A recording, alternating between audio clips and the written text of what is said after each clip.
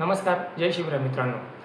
30 April वैशाख शुक्ल चतुर्दशीला संध्याकाळच्या वेळेमध्ये नरसिंह महाराज एका खांबातून प्रकट झाले. तो दिवस आपण नरसिंह जयंती म्हणून साजरी करतो.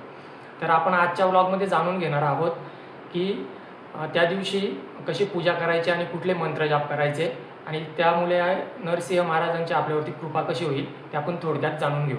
आपल्याला सगळ्यांना माहीतच आहे की नरसिंह भगवान हे श्री विष्णूंच्या दशावतारांपैकी चौथे अवतार आहेत, जे अर्धे मानव आहेत आणि अर्धे सिंह रूपात आहेत. तर नरसिंह अवतारच देवाने का घेतला होता? कारण की ब्रह्मदेवाकडून आपल्याला माहीतच आहे, हिरण्यकश्यपूला कठोर तपश्चर्या केल्यानंतर जे वरदान प्राप्त होतं की मला न दिवसा न रात्र, ना अस्त्र न शस्त्र, न पशु न मनुष्य, न घरात न बाहेर, असा मृत्यू मला कोणाच्याच हातून आणि असं याच्यातून यायला नको. तर असा त्यांनी वरदान ब्रह्मदेवाकडून मागून घेतला होता, ज्याच्यामुळे त्यांनी स्वर्गलोकात आणि पृथ्वी लोकामध्ये हाहाकार माजवला होता. हिरण्यकश्यपूकडे मित्रांनो अफाट शक्ती होती आणि त्या शक्तीच्या जोरावर त्यांनी स्वर्गलोक, पृथ्वी, आकाश, पाताळ, नागलोक पण जिंकून घेतलं होतं.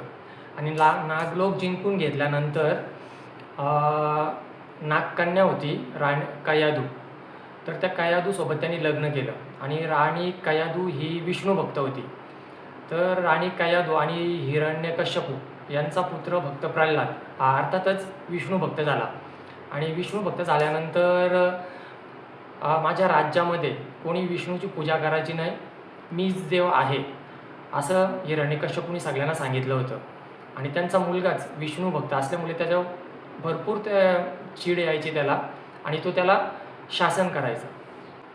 भगवान विष्णूबद्दल राक्षसाला एवढी चीड होती हिरण्यकश्यपूला की त्यांनी स्वतःचा मुलगा त्याला कड्यावरून लोटून दिलं, भक्त प्रल्हादाला उकळत्या तेलात टाकलं.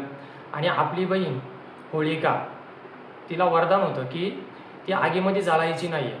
मग तिला लाकडांच्यावरती बसवली आणि मग तिने बोलली की आता हिरण्यकश्यपूला ती मांडीवर घेऊन बसली आणि ती लाकडं पेटवा. पण तिचे विचार दुष्ट असल्यामुळे काय झाले, ती स्वतःच ते वरदानाचा तिला फायदा झाला नाही, तिला जे वरदान होतं त्याचं, आणि ती स्वतः जळून गेली. आणि भक्त प्रल्हादाला काहीच झालं नाही. म्हणून मागेच आपलं 1-2 महिन्यापूर्वी आपला सण झाला होळिका दहन, तेच होतं होळिका. तर भक्त प्रल्हादाला त्याच्यातून काहीच झालं नाही. त्याच्यानंतर पण असे भरपूर चीड आली.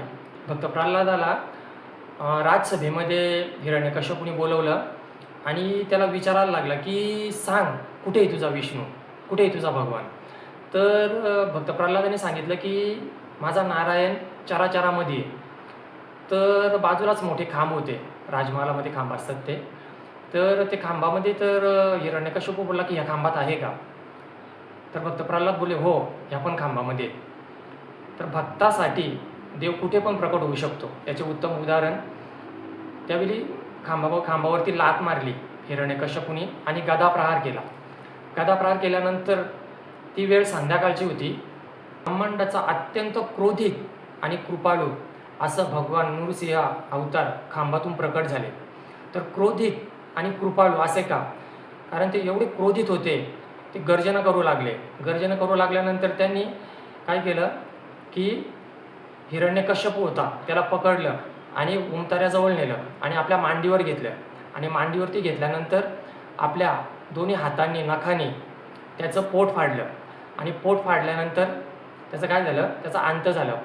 पण त्याला जे वरदान होतं हिरण्यकश्यपूला की मला न दिवसा न रात्र, ती वेळ होती संध्याकाळची आणि दिवस पण नव्हता, रात्र पण नव्हती.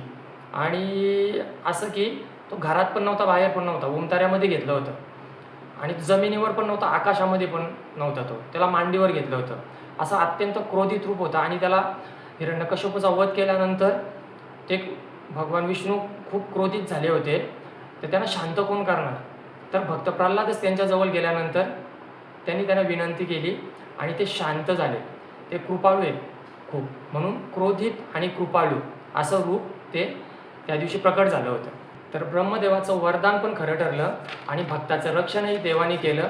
त्यासाठी आज देवाने काय केलं, विष्णू भगवंतानी नरसिंह अवतार घेतला. तर आता आपण बघू त्याची पूजा कशी करायची आणि कुठले कुठले मंत्र जपायचे त्याविषयी थोडक्यात आपण माहिती घेऊ. तर या दिवशी आपण 4/17 पासून संध्याकाळी 6:56 पर्यंत पूजा करू शकतो.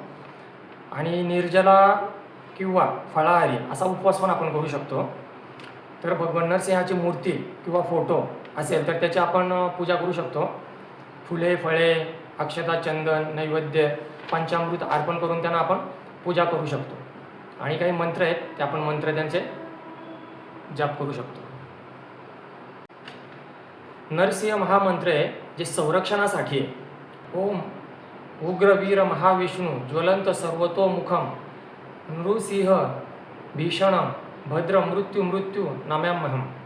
त्याचा अर्थ असा होतोय, मी भगवान नरसिंह यांना नमन करतो, जे उग्रवीर महान विष्णू सर्वत्व प्रकाशमान भयानक पण कल्याणकारी आहेत आणि जे मृत्यूचाही मृत्यू आहे.